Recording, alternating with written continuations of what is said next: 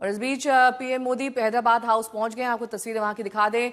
वो Ursula von के साथ मौजूद हैं। आज ईयू पर ये अहम एफटीए डील साइन हो सकती है और उसके बाद ये बेहद ऐतिहासिक कदम, क्योंकि 18 साल से इसका प्रयास किया जा रहा था जिसमें एफटीए को लेकर कई बदलाव किए जाएंगे और साथ ही निर्यात जो हिंदुस्तान से ईयू देशों को किया जाता है उसमें कई तरह के रिलीफ इस एफटीए एग्रीमेंट द्वारा दिए जा सकते हैं। कई चीजों पर पूर्णतः शुल्क जो निर्यात पर लगाया जाता है वो माफ हो सकता है या फिर कम किया जा सकता है, जिससे भारत के निर्यात को बढ़ावा मिलेगा। कई ऐसे निर्यातक हैं जो इस कदम से बेहद खुश हैं क्योंकि ट्रंप द्वारा लगाए गए अतिरिक्त टैरिफ का ये तोड़ माना जा रहा है। इससे डिमांड को और ज्यादा प्रोत्साहन मिलेगा और साथ ही भारत का व्यापार बढ़ेगा।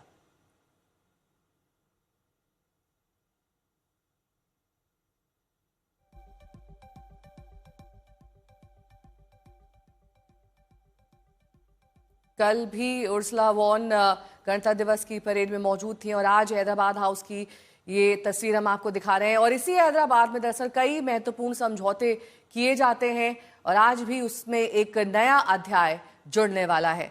वो समझौता जिसको लेकर भारत और ईयू के देश दोनों ने अपने कदम बढ़ाए हैं। पिछले 18 सालों से ये प्रयास किया जा रहा है, लेकिन आज उर्सुला वॉन जो आप देख सकते हैं वो इस समझौते के वक्त मौजूद हैं।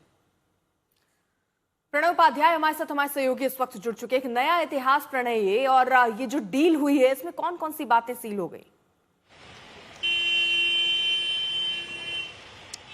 देखिए अर्पिता, इसे मदर ऑफ ऑल डील कहा जा रहा है क्योंकि ये दुनिया की सबसे तेज रफ्तार अर्थव्यवस्था यानी भारत और दुनिया के सबसे बड़े आर्थिक समूह यानी यूरोपीय संघ के बीच होने वाला मुक्त व्यापार समझौता है। जिन आंकड़ों की हम बात कर रहे हैं वो 2 अरब से ज्यादा की आबादी, दुनिया के 25% की जीडीपी यानी करीब $25 ट्रिलियन की इकोनॉमी को प्रभावित करने वाला समझौता हो सकता है, जिसके अंदर यूरोप और भारत दोनों को एक दूसरे के बाजारों के अंदर ज्यादा एक्सेस मिल सकेगा, एक दूसरे के साथ व्यापार के अंदर सहूलियत होगी।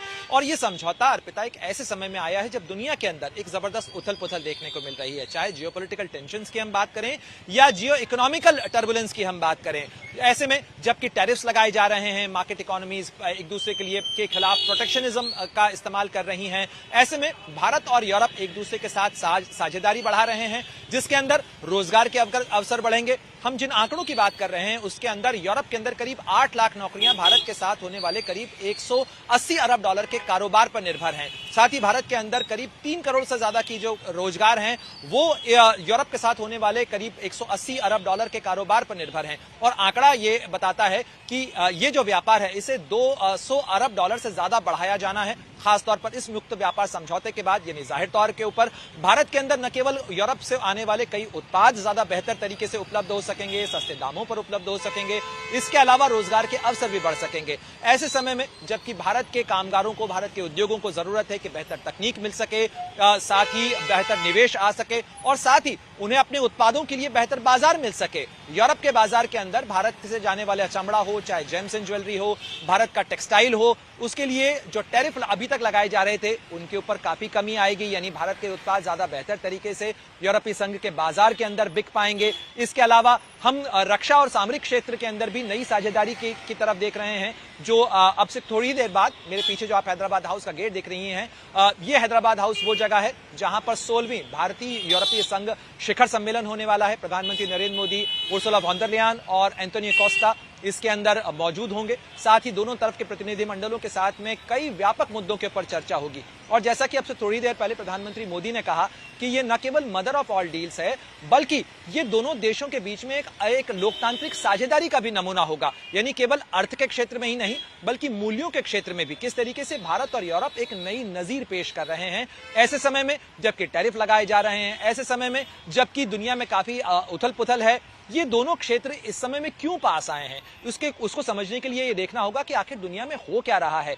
ऐसे में जबकि आर्थिक जो है असंतुलन बढ़ा है, कोविड के बाद यूरोप में इस चीज को महसूस किया गया कि कई क्षेत्रों के अंदर चीन पर उनकी जो निर्भरता है वो करीब 90% तक हो चुकी है। चाहे हम चिप्स की बात करें, चाहे सोलर पैनल्स की बात करें। और इसके बाद यूरोप में ये घबराहट बढ़ने लगी कि चीन के ऊपर इतनी निर्भरता ठीक नहीं है और इसीलिए चाइना +1 की पॉलिसी के साथ देखा जाना चाहिए। भारत एक मजबूत साझेदार भी हो सकता है जिसके साथ लोकतांत्रिक मूल्य भी यूरोप साझा करता है और ऐसे में भारत की तरफ मुड़ना यूरोप की जरूरत भी था और यूरोप की उम्मीद भी।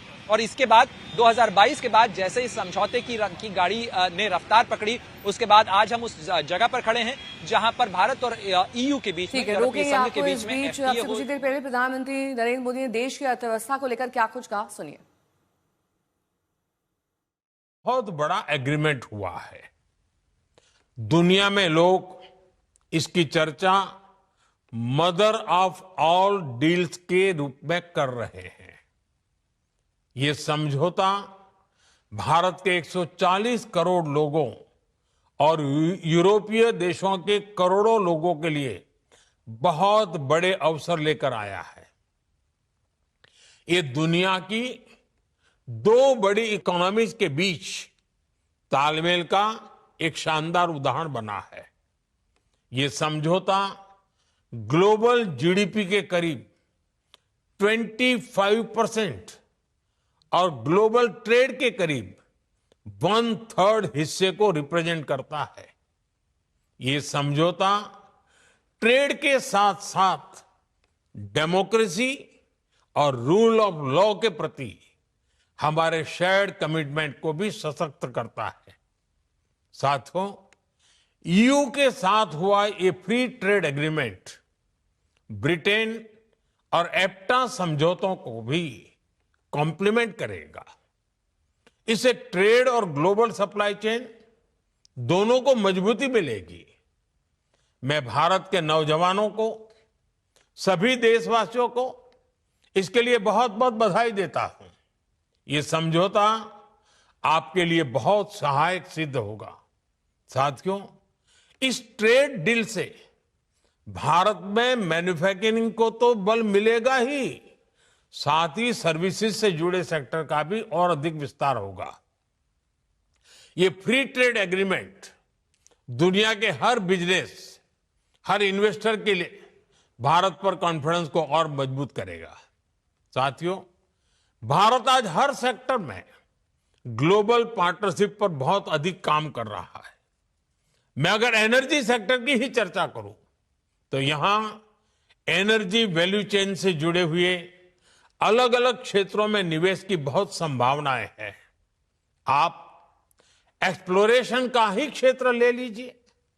भारत ने अपने एक्सप्लोरेशन सेक्टर को काफी ओपन कर दिया है। आपको हमारे डीप सी एक्सप्लोरेशन से जुड़े समुद्र मंथन मिशन की भी जानकारी है। हम इस दशक के अंत तक अपने ऑयल एंड गैस सेक्टर में इन्वेस्टमेंट को $100 बिलियन तक ले जाने का प्रयास कर रहे हैं। हमारा लक्ष्य एक्सप्लोरेशन के दायरे को भी 1 मिलियन स्क्वायर किलोमीटर तक विस्तार करने का है। इसी सोच के साथ हमारे यहां 170 से अधिक ब्लॉक्स को अवार्ड किया जा चुका है। अंडमान निकोबार का बेसिन भी हमारी नेक्स्ट हाइड्रोकार्बन होप बन रहा है। हमारे सहयोगी इस वक्त जुड़े हुए हैं। प्रणय, क्योंकि लंबा इंतजार करना पड़ा, लगभग 20 साल, और तब जाकर ये समझौते की टेबल पर हम आ पाए हैं और डील बन पाई है। लेकिन मेन अड़चन, मुख्य अड़चन अगर किसी को कहें तो वो क्या थी? ईयू की क्या मांगे थी? भारत किस तरह की अपनी बातें रख रहा था?